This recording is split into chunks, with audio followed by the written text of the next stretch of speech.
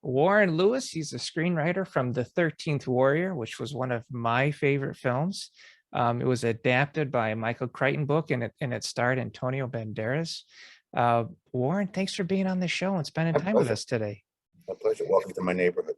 He's referring to the backstreet alleyway film green screen behind him. So before we get really into this, I want to ask you about your origin story of what brought you into screenwriting. Well, I was kind of born wanting. I'm a very fortunate guy. Okay. I'm doing basically what I want to do. Awesome.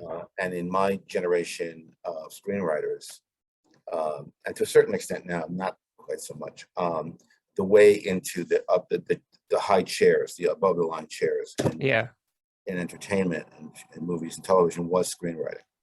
But I was always a writer.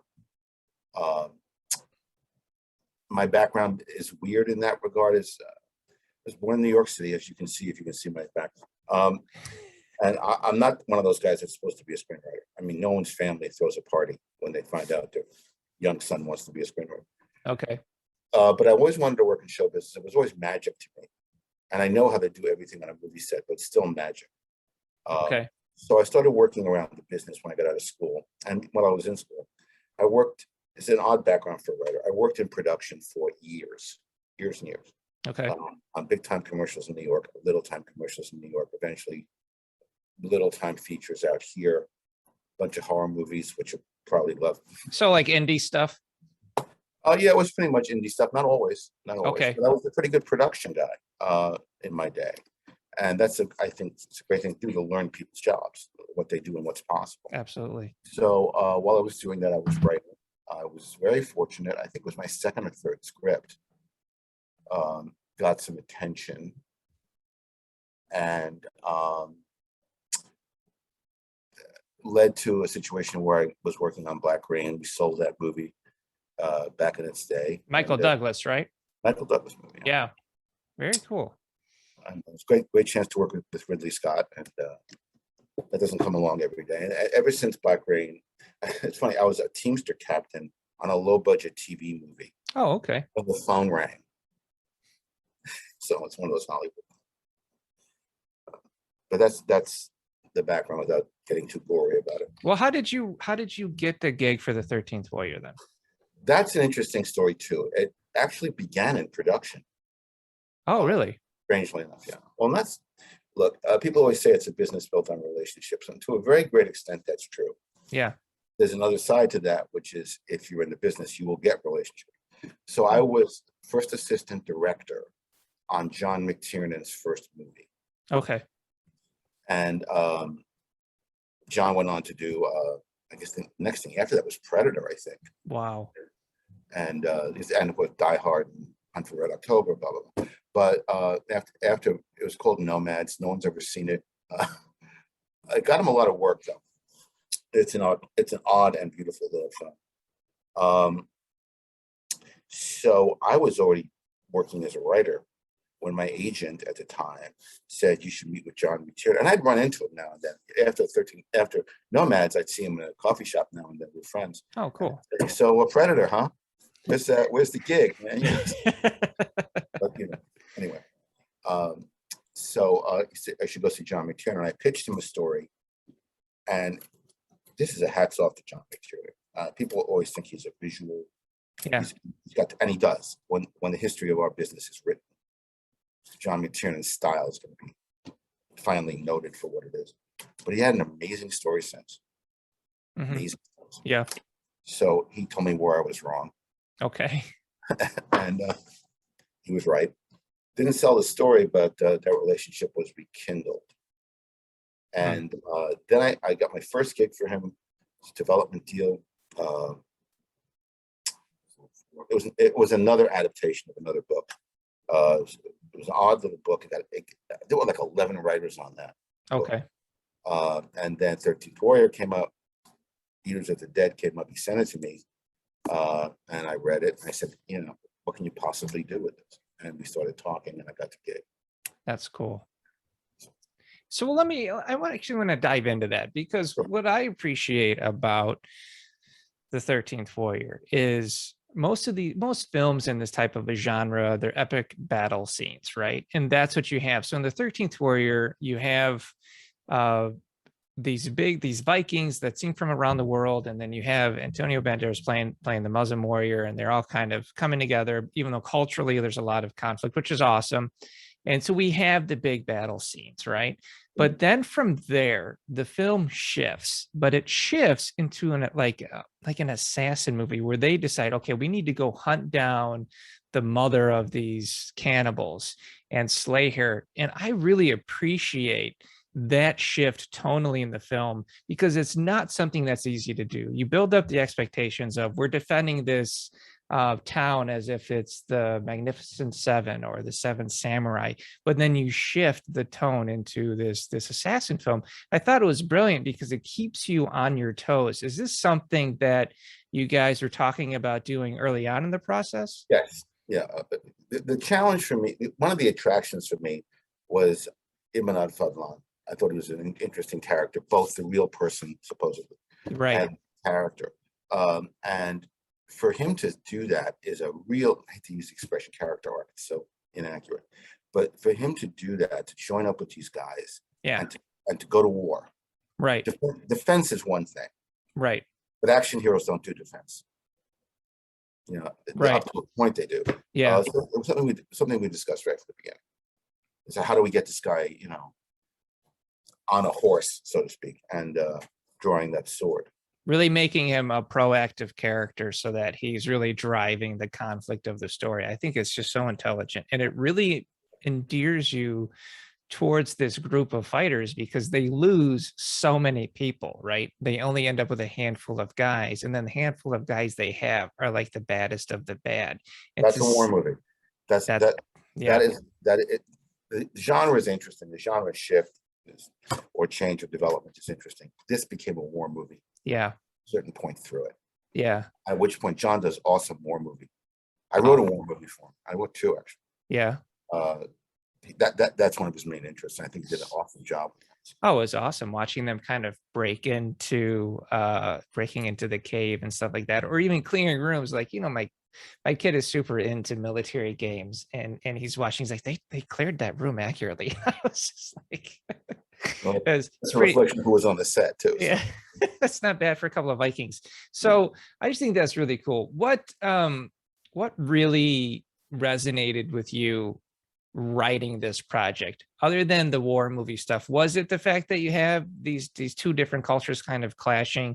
Was it presenting this genre shift, or what really what grabbed you with the story? It was Antonio's character. It was Antonio's character. It really was, and the original draft, that's 500 drafts ago, right, had a bit more in Baghdad. Okay. Saw his life, and of course John, again, great story sense, came in and cut it to this much. Yeah, I didn't know if that was like a production value thing, like if there just wasn't money for that, or wanted to get rolling. Just want to get it rolling. Perfect. I was very attracted to this guy because of who he was. Yeah. How he presented. The guy was a poet and a philosopher in the book. Right. And he's a lover, not a fighter. Yeah, exactly. I mean, and the original story was he got mixed up with some powerful guy's old lady, and someone said it did a King David on him. Yeah. There was that, and the whole notion of being able to plumb some minor Middle East experience of my own, and but minor, and right. I just thought it was a great action idea, and also it was a great gig. So. Of course. I mean, but even coming up with like how he learns their language and things like that, it's just very clever, you know, very clever by that. If you work for John McTiernan, here's the deal. John, at the time, I'm not sure he's still there, owned a ranch in Wyoming. Okay. Where he raised beefalo. It's a beef and bison hybrid. And it was it wasn't a dude ranch. It was like a real life, no kidding, working ranch. Wow. And if you work for him at the time, you get on a little airplane and they fly you to Sheridan, Wyoming, and there you are, baby, in the middle of nowhere. And I'm a bit of an urban creature, so I'd be standing in the middle of a field covered with snow and looking at buffalo going taxi. But in those long discussions, out in the middle of nowhere, in this beautiful place. That language sequence developed, and it was a remarkable thing to behold. Both of us, more me than him, Yeah. frankly, had doubts about it. But then I realized what was really happening. Mm-hmm. What was really happening, it's so smart, is I'm going to give him credit for that, making it as smart as it was, because he deserves it, is the passage of time. Yep. It's you couldn't look at the calendar and say, oh, it's been 6 days later, whatever it is. Right. It was brilliant. It's just intelligent. I mean, watching that kind of filmmaking, because when you can cover 2 bases or 3 bases at the same time with the same scene, then you're really firing at all pistons, and you're doing your job as a filmmaker, and you guys were nailing it. So I know production wise, there are a lot of issues with this film. I heard it went over budget. It took a longer time to get made. I didn't know if it had anything to do with weather. And I was wondering if I could get some insight on that from you. In full disclosure, I was on to another project. Oh, okay. That point, I was, you know, it was interesting because McTee said to me, I'm the only person in the world who calls him John, by the way. I don't know why. I'm Okay. dedicated to it. I'll use his nickname.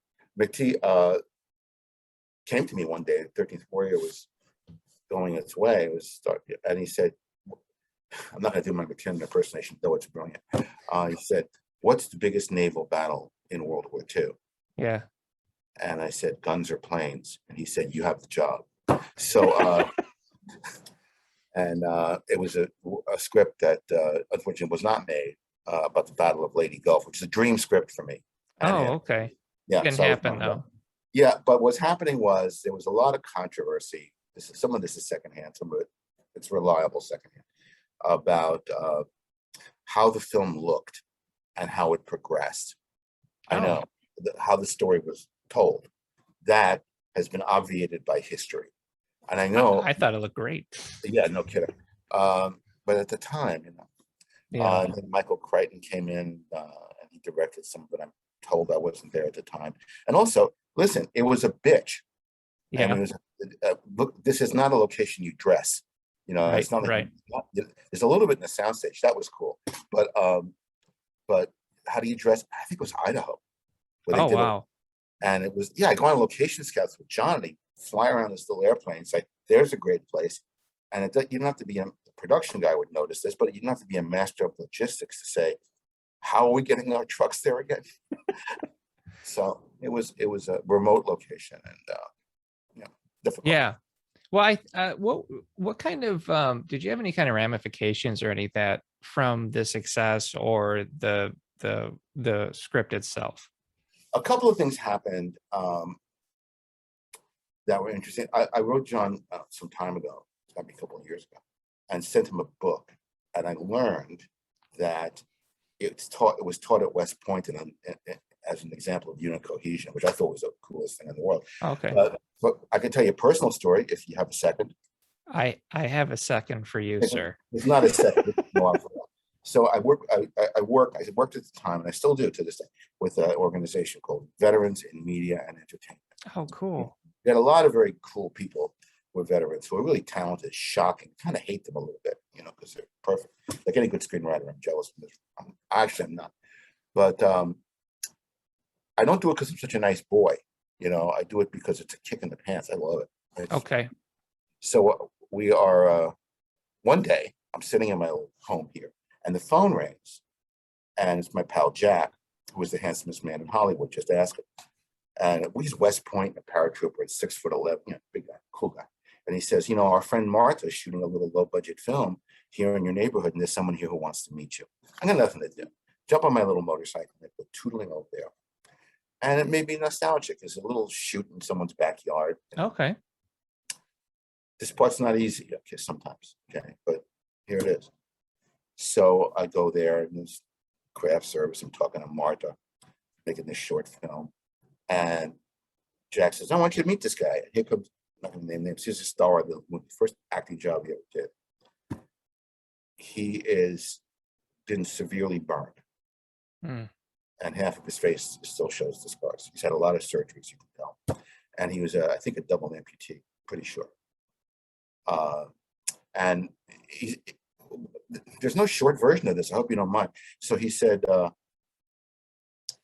hey man, the movie was really important to us. Because every day, they were somewhere in Waziristan, who the hell knows? They would they watched the movie and they had the posters, and him and his best friend, they would do lines back and forth. Attention screenwriters, you're never going to know ever what effect your work has on people. You're just not. Well, that's really a good point. It does. It's going to be affecting people that aren't alive yet. So respect the process.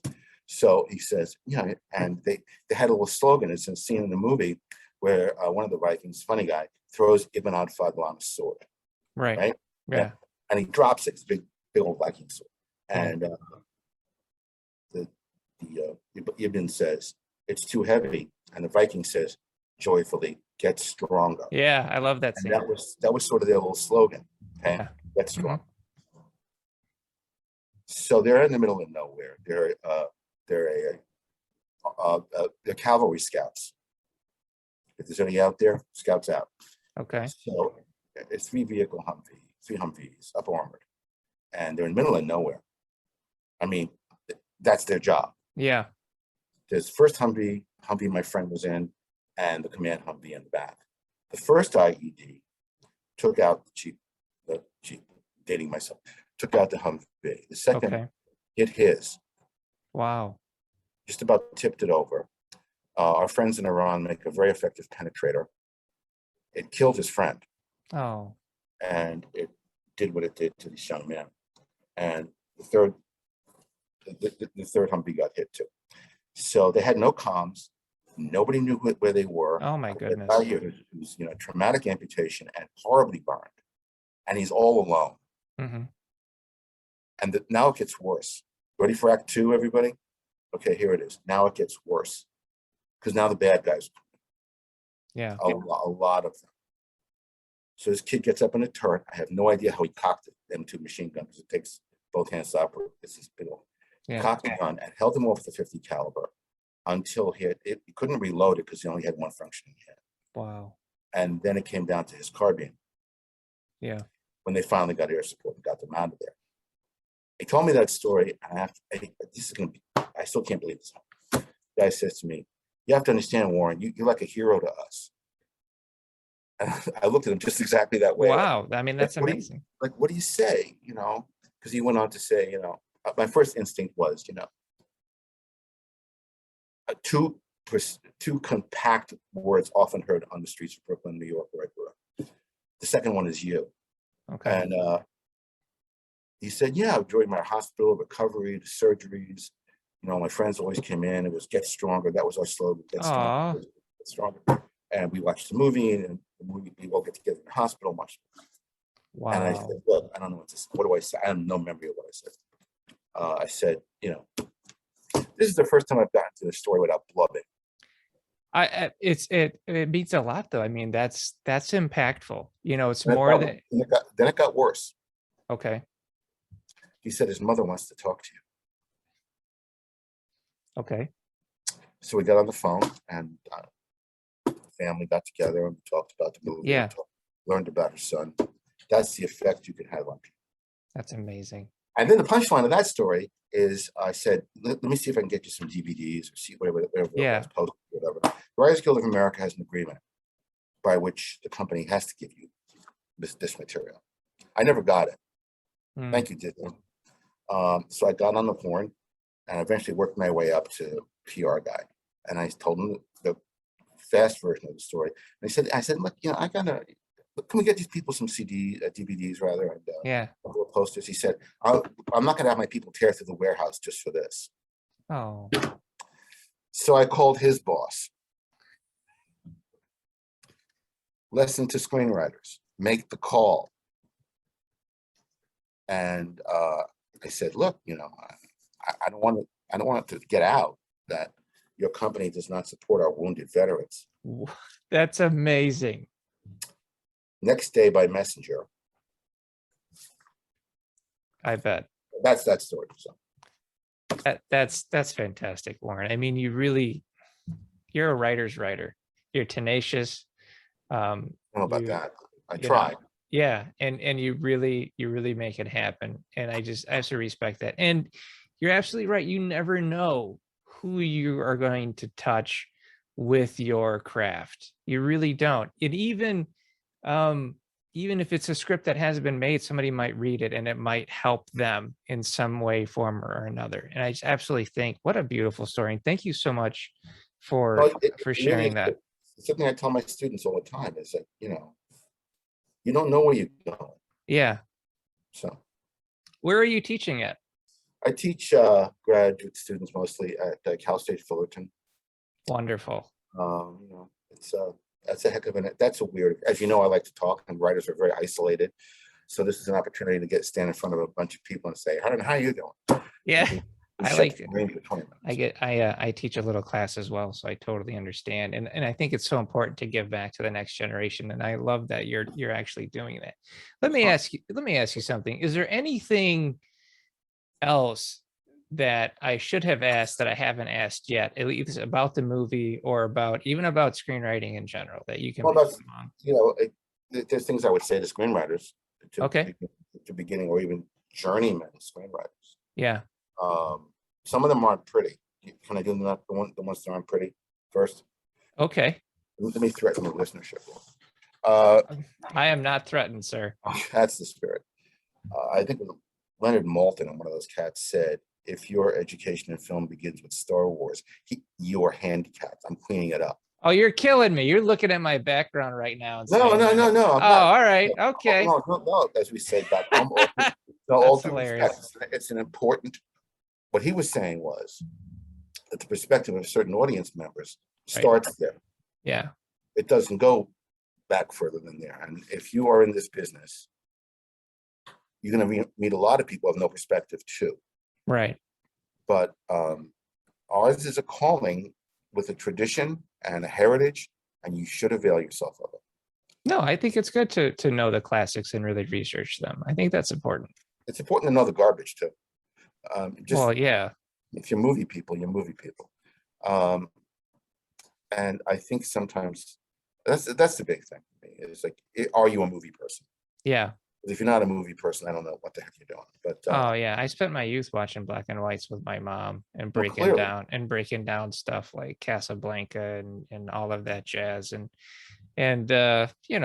it is what it is. But I enjoyed it. I've always been, I think they call it a cinephile. So I mean, that's what I'm into. But yeah.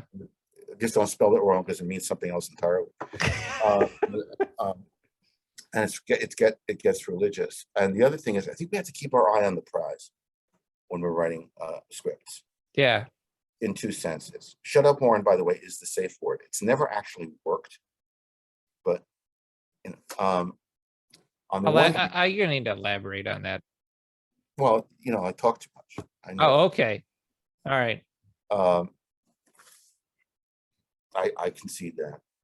Eyes on the prize. Eyes on the prize is screenwriting has more to do with screen than it does with writing. There are a lot of fine writers out there. Yeah. Who just don't write scripts because it's dramatic writing. It's to be seen, not read. It's read by a selective number of people. It has to be readable. But the people that you are serving who make a difference are the audience. Love it. And the most important thing a young writer, beginning writer can develop before you do all the mechanical stuff, and which is important,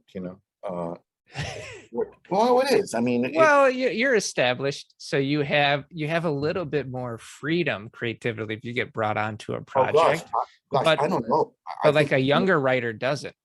Of course, but on the other hand, that's a good time to jump off a bridge and see if you can fly. A terrible metaphor or analogy. Please do not jump off bridges. The Successful Screenwriter podcast is not recommending that you jump off a bridge. No bridges or any high object. Any sort of highway structure. But I think we have to just bear in mind who we're serving, and remember that we're not writing a screenplay at all. Really, when you get right down to it, we're writing a movie. Yeah. I agree. I always look at it as a project that is trying to create an experience for the viewer, and also while they're reading it. Like if they're reading this, is the theater of the mind activating? Are they really getting into the story? And Right. then am I providing something that somebody can really get into and feel it and get behind a character like Eben, where you're like, I love this guy and I want to see what happens to him. And if you're servicing that, then yeah, you're doing the job. I agree. Character, character, character, character, character. Absolutely. Those are the 5 steps for me. Unless it Well, was 4. where can people find you? Are you doing social media right now? I'm on Facebook. Okay. My lackluster photography, which is what I was educated in, is on Instagram sometimes. Awesome. And Awesome. I'm just there. I'm just around. If anybody wants to sign up for a great screenwriting program, I strongly recommend Cal State Fullerton. Yeah. Perfect. Um, Awesome. graduate and undergraduate. So, Well, I gotta thank you for being on the show, Warren. my I pleasure. really have enjoyed your work. It was a hell of a film, and I'm so glad to see that it has affected and touched others, and that it's getting more love nowadays. When it came out, it was kind of under the radar, but I'm noticing more people are really discovering this film, and I'm so glad to see it. Cool. Thank you for having me. It's been a lot of fun talking about me. My pleasure.